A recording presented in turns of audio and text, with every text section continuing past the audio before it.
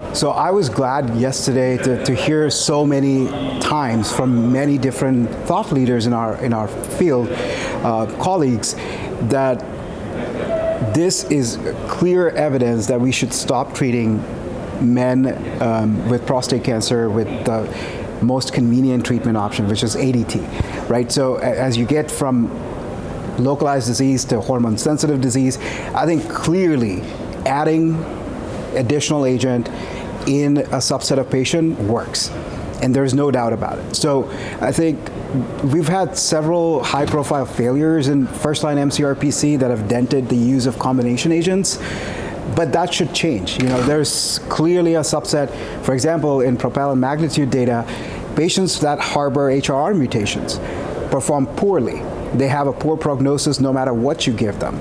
And so those patients are great candidates for treatment intensification. The same with the data we saw last year before with iptasertib, the PIK3 PTEN axis. That patient population that has PTEN loss, again, does very poorly.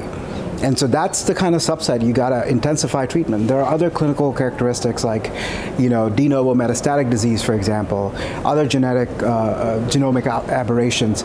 So there is a very big subset of prostate cancer patients, first-line mCRPC, that really need treatment intensification.